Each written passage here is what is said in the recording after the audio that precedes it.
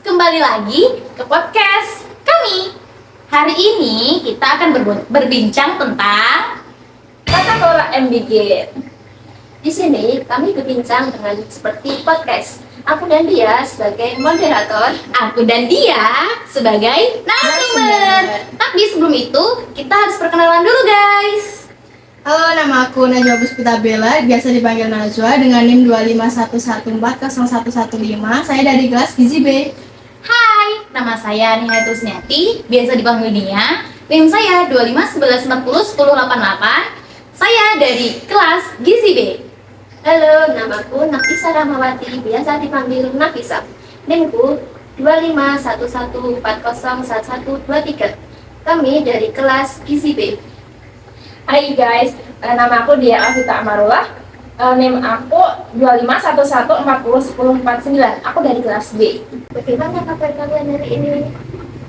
Kabar kita baik hari ini. Alhamdulillah. Kamu dari mana?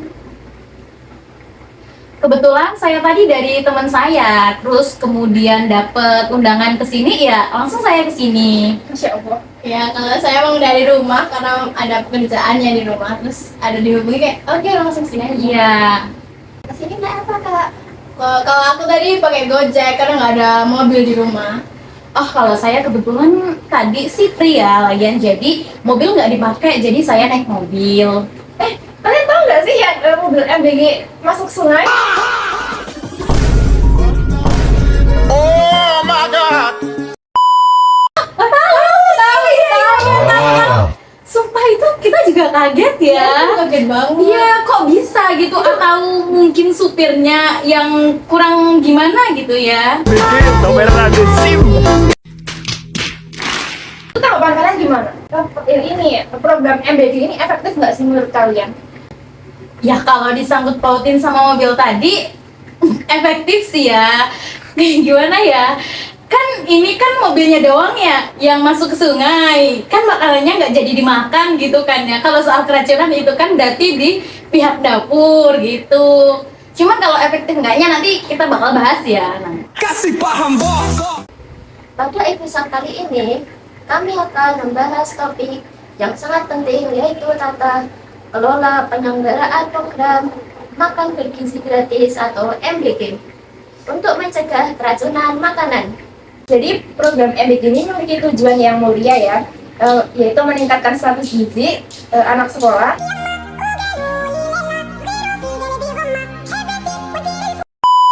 Namun dalam pelaksanaannya masih ditemukan berbagai kasus keracunan di makanan di sejumlah daerah. Jumlah korban dugaan keracunan makanan usai mengonsumsi menu soto ayam dari program Makan Bergizi Gratis MBG. Kasus siswa keracunan setelah mengonsumsi MBG di Sulawesi Tengah. Ratusan pelajar di Kecamatan Kutorjo, Kabupaten Mojokerto, diduga mengalami keracunan massal setelah mengonsumsi makan bergizi gratis. Lebih dari 1.000 pelajar menjadi korban keracunan makan bergizi gratis di Kabupaten Bandung Barat. Telah hadir bersama kita dua narasumber. Narasumber pertama akan membahas dari sisi tata kelola dan kebijakan MBG. Dan narasumber kedua dari sisi keamanan pangan. Saya mulai dari narasumber 1. Bisa dijelaskan secara singkat apa tujuan utama dari program makan bergizi gratis? Jadi program MBG ini sebenarnya bertujuan untuk meningkatkan status gizi anak di sekolah, sekaligus menjamin hak anak atas pangan yang aman dan bergizi. Program ini itu dimulai dijalankan pada bulan Januari 2025 sebagai bentuk tanggung jawab negara. Namun mengapa justru malah muncul kasus keracunan makanan dalam program ini? Dan jadi biasanya programnya itu kelemahannya tuh biasanya di tata kelola, mulai dari SOP yang belum konsisten, pengawasan yang kurang, lalu belum semua penyedia memiliki sertifikasi dan tenaga yang terlatih. Beralih ke narasumber 2, berdasarkan data ribuan siswa mengalami keracunan, bagaimana hal ini bisa terjadi? Jadi keracunan itu terjadi karena kegagalan sistem keamanan pangan. Jadi sistem keamanan pangan di MBG itu mungkin belum sepenuhnya dalam keamanan yang 100%. Terus sanitasi yang buruk, terus pengendalian suhu yang tidak tepat sangat berpengaruh sekali itu. Apa saja resiko keamanan pangan yang paling sering ditemukan? Resikonya itu biasanya pangan yang tidak diolah secara baik itu mungkin bisa terkontaminasi oleh bakteri, dan bakteri itu bisa menyebabkan anak-anak yang terjadi keracunan. Langkah apa yang harusnya diterapkan untuk mencegah kejadian serupa? Jadi langkahnya itu kita harus memisahkan bahan matang dan bahan mentah itu secara terpisah, karena mungkin bahan matang dan bahan mentah itu bisa terkontaminasi oleh bakteri. Kemudian kita harus menyimpan bahan makanan dan bahan matang itu di suhu yang baik disimpan. Kemudian kita harus mengamati keamanan pangannya. Kok kalian tahu tentang program perencanaan MBG? Apa kalian kerja di MBG? Jadi kebetulan kami ini dari mahasiswa gizi, jadi kalau ada berita terkini tentang gizi itu kami selalu mengikuti. Menanggapi kasus yang sedang beredar, apalagi banyak banget yang menu yang nggak sesuai, terus kurang baik. Itu kan program MBG ini udah ada anggarannya ya. Itu gimana tanggapan kalian tentang menu yang kurang baik, terus ya itu kan dari yang seperti kita jelaskan nanti ya, itu bisa tergantung dari, jadi MBG ini makanya kita harus bisa merencanakannya, itu kita pisahkan segala sesuatunya, kita tangani keamanan pangannya, kemudian dan negara itu juga wajib berkontribusi dalam kegiatan MBG ini. Kalau menurut aku sih, tanggapan dengan aku ya, efektif enggaknya itu mungkin kita bisa merombak dari awal juga sih, mungkin dari pekerjanya, kadang ada yang tidak sesuai dengan kriteria, jadi kayak di dapur tapi ternyata jurusan kuliahnya dulu apa, malah bisa kerja di situ, jadi mungkin itu salah satu penyebabnya juga kalau dari keracunan ya. Bahkan mungkin di dapur itu bukan kebanyakan anak ahli gizi ya, Iya, kan? betul, biasanya tuh malah dari akuntansi, komunikasi atau yang farmasi mereka mungkin belum tahu seperti gizi-gizi gitu ya. Iya. Mungkin belum tahu bagaimana penanganannya, bagaimana pemisahan bahan-bahannya, bagaimana suhunya gitu. dari sisi tata kelola itu apa yang perlu diperbaiki? Jadi untuk tata kelola itu biasanya harus jadi pengawasan yang harus diperketat, diperkuat, audit dapurnya dilakukan secara rutin, dan seluruh penyedia MBG itu wajib memenuhi standar higienitas serta memiliki tenaga pengolah makanan yang terlatih. Seberapa besar peran negara dalam keberhasilan program MBG ini? Lumayan besar. Program MBG itu merupakan bentuk tanggung jawab negara atas hak pangan masyarakat. Hak itu diatur oleh UU nomor 18 tahun 2012 tentang pangan, yang dimana negara itu wajib menjamin pangan yang aman, bergizi, dan layak dikonsumsi. Keamanan pangan menjadi kunci keberhasilan program MBG ini. Nah, negara itu mempunyai fondasi yang kuat dalam keberhasilan MBG ini. Nah, tanpa pengawasan negara, resiko keracunan akan terus berlangsung dan tujuan program ini tidak tercapai.